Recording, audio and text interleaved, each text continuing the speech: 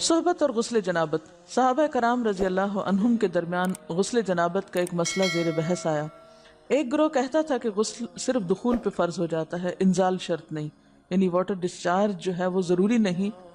دوسرا گروہ بیان کرتا تھا کہ وجوب غسل کے لیے دخول کے ساتھ انزال بھی شرط ہے۔ یہ طویل مباحثہ کسی فیصلہ کن صورت پر منتج نہ ہوا۔ آخر قرار پایا کہ ام المومنین حضرت عائشہ رضی اللہ عنہا سے دریافت کیا جائے۔ حضرت عائشہ نے کہا کہ رسول اللہ صلی اللہ علیہ وسلم نے فرمایا، اذا جلس بین شعبها الاربع ومس الختان الختان فقد وجب الغسل۔ جب مرد عورت کی چار شاخوں کے درمیان بیٹھ جائے اور اس کا محل ختنہ عورت کے محل ختنہ کے ساتھ مس کرے تو غسل واجب ہو جاتا ہے۔ تو مسئلہ یہ ثابت ہوا کہ صرف دخول پر ہی مرد اور عورت جنبی ہو جاتے ہیں اور ان پہ غسل واجب ہو جاتا ہے، انزال یعنی منی کا نکلنا شرط نہیں۔ جنابت کے احکام۔ وجوب غسل کی حالت کو حالت جنابت کہتے ہیں۔ وجوب غسل یعنی جب غسل واجب ہو جاتا ہے تو اس حالت کو جنابت کہتے ہیں۔ جنابت کا لفظ جم سے، جم پہلو کو کہتے ہیں، بچنا۔ مندرجہ ذیل چار حالتوں میں مسلمان مرد اور عورت پر غسل کرنا فرض ہو جاتا ہے۔ نمبر 1، جوش کے ساتھ منی خارج ہونے کے بعد، اس میں احتلام بھی داخل ہے، یعنی کوئی ایسا خواب آئے یا ویسے۔ نمبر 2، صحبت کے بعد یعنی سیکشول انٹرکورس کے بعد۔ نمبر 3، حیض کے بعد۔ نمبر 4، نفاس کے بعد یعنی بچے کی پیدائش کے بعد۔ اس میں یاد رکھیے کہ بہت سے لوگ پوچھتے ہیں کہ اگر خواتین انٹرنل چیک اپ کرواتی ہیں تو کیا اس سے غسل واجب ہوتا ہے؟ تو کوئی غسل واجب نہیں ہوتا جب تک کہ ان چار چیزوں میں سے کوئی چیز نہ ہو۔ اس میں یاد رکھیے کہ بہت سے لوگ پوچھتے ہیں کہ اگر خواتین انٹرنل چیک اپ کرواتی ہیں تو کیا اس سے غسل واجب ہوتا ہے؟ تو کوئی غسل واجب نہیں ہوتا جب تک کہ ان چار چیزوں میں سے کوئی چیز نہ ہو۔ صرف منی خارج ہونے سے بات نہیں، بلکہ جوش کے ساتھ منی خارج ہونے کے بعد غسل واجب ہوتا ہے۔ رسول اللہ صلی اللہ علیہ وسلم نے فرمایا، جب تم عورت کی چار شاخوں کے درمیان بیٹھ کر صحبت کرو تو تم پر غسل واجب ہو گیا، اگرچہ منی نہ نکلے۔ آپ نے غور کیا ہوگا کہ طہارت کے مسائل بہت تفصیل کے ساتھ اور اپنے اندر بہت ڈیٹیلز رکھتے ہیں، اور بہت سے موضوعات ایسے ہیں کہ جو انسان کی ظاہری زندگی نہیں بلکہ اس کی نجی اور ذاتی زندگی سے متعلق بھی ہیں، لیکن اس طرح پبلکلی ان کو پڑھانا اور ان کو سکھانا یہ بھی ایک ضرورت ہے، کیونکہ آپ صلی اللہ علیہ وسلم نے انصار کی خواتین کی تعریف کی کہ انصار کی خواتین کتنی اچھی ہیں جنہیں حیا دین کا علم حاصل کرنے سے نہیں روکتا۔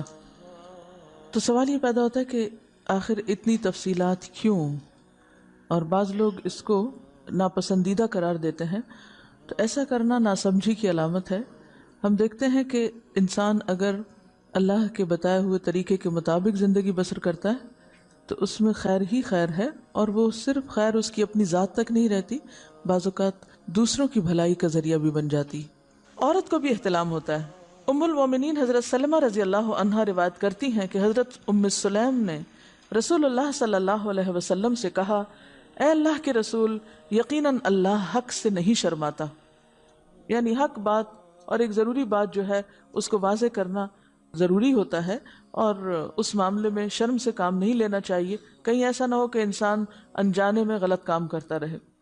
تو یہ کہہ کر انہوں نے مسئلہ پوچھا، کیا عورت پر غسل ہے جبکہ اس کو احتلام ہو؟ آپ نے فرمایا ہاں، لیکن جب پانی کا نشان دیکھے یعنی منی دیکھے۔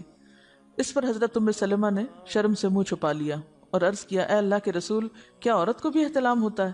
آپ نے فرمایا ہاں ہوتا ہے، تیرا داہنا ہاتھ خاک آلود ہو، یعنی یہ ایک پیار کی ڈانٹ تھی۔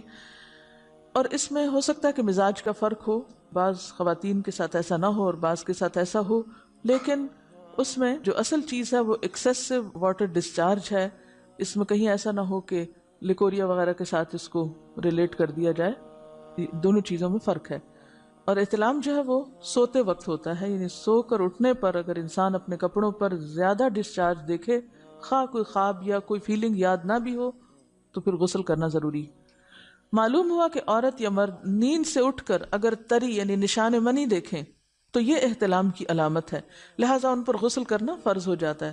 اور اگر احتلام کی کیفیت انہیں یاد ہو لیکن نشان نہ پائیں، یعنی خواب یاد ہے لیکن کوئی سامنے علامت نہیں، تو غسل فرض نہیں ہوگا۔ ایسی صورت میں شک کی ضرورت نہیں ہے کہ نہیں وہ میں نے خواب دیکھا اور مجھے خواب بالکل صحیح یاد ہے تو مجھے نہانا چاہیے، نہیں، محض خواب پر نہیں نہایا جائے گا جب تک کہ فزیکلی کوئی ایسی چیز سامنے دیکھی نہ جائے۔ حضرت ام سلمہ روایت کرتی ہیں کہ میں نے کہا اے اللہ کے رسول صلی اللہ علیہ وسلم، میں اپنے سر کے بال خوب مضبوط گوندتی ہوں، کیا میں انہیں غسل جنابت کے وقت کھولا کروں؟ آپ نے فرمایا ان کا کھولنا ضروری نہیں، تیرے لیے یہی کافی ہے کہ 3 لپ پانی اپنے سر پر ڈالے، پھر اپنے سارے بدن پر پانی بہائے، پس تو پاک ہو جائے گی۔ یعنی بالوں کی جڑیں بھیگنا، سکن بھیگنا ضروری ہے، سارے بال کھولنا ضروری نہیں ہے۔ جنبی کے بالوں کا مسئلہ، حضرت عائشہ کو خبر ملی کہ حضرت عبداللہ ابن عمرو عورتوں کو غسل جنابت کے لیے بال کھولنے کا حکم دیتے ہیں۔ فرمانے لگی ابن عمرو پر تعجب ہے، انہوں نے عورتوں کو تکلیف میں ڈال دیا، وہ انہیں سر منڈوانے کا حکم کیوں نہیں دے دیتے؟ یہ حضرت عائشہ کی ڈانٹ تھی، یعنی وہ یہ تو کہنے کہ عورتیں بال کھول کھول کے نہائیں، تو وہ پھر سیدھا یہی کہیں کہ عورتیں بال منڈوا لیں۔ میں اور رسول اللہ صلی اللہ علیہ وسلم ایک ہی برتن میں غسل کرتے، اور میں اپنے بال کھولے بغیر سر پر 3 چلو سے زیادہ پانی نہیں ڈالتی تھی۔ معلوم ہوا کہ غسل جنابت کے لیے بال کھولنے کی ضرورت نہیں، مگر یہ حکم صرف غسل جنابت کا ہے، غسل حیض کے لیے بالوں کا کھولنا ضروری ہے، کیونکہ وہ مہینے میں ایک دفعہ ہے۔ حضرت عائشہ سے روایت ہے کہ انہیں رسول اللہ صلی اللہ علیہ وسلم نے غسل حیض کے لیے فرمایا اپنے بال کھولو اور غسل کرو۔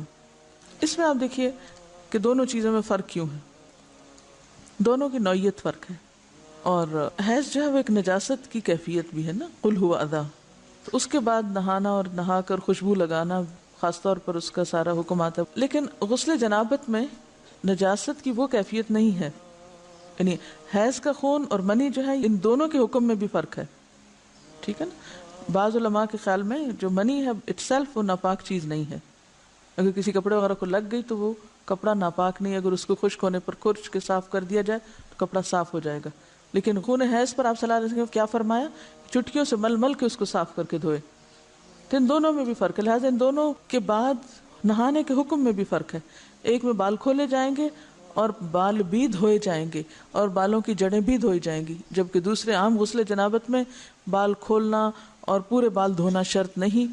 بہت سی بچیاں ایسی جن کی شادی ہوتی ہے اور اس کے بعد انہیں ان مسائل کا پتہ نہیں ہوتا، یا تو وہ شرم کے مارے نہاتی نہیں، یا نہاتی ہیں تو پھر وہ پورے بال دھو دھو کے سکھانے میں اور ان چیزوں میں اتنا وقت ضائع کر دیتی ہیں کہ پھر بعضوں کا شوہر کی نافرمانی اور آپس کے تعلقات میں ٹینشن، لوگوں کا خوف۔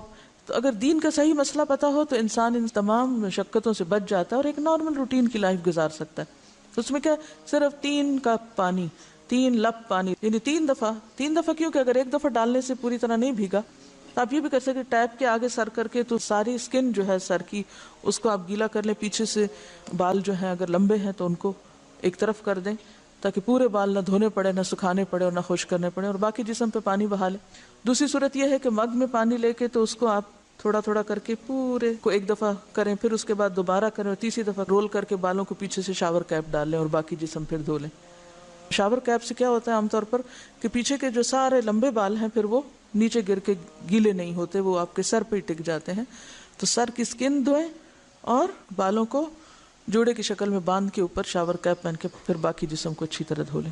تو اس میں آپ دیکھیں کہ جب بالکل سر کے سکن کا حصہ ہی تر ہوگا، اور یہ 3 دفعہ کرنا ہوگا، ایک دفعہ سے نہیں کام چلے کہ 3 دفعہ کرنا، تاکہ کوئی بھی بال برابر جگہ سکن کی خشک نہ رہ جائے۔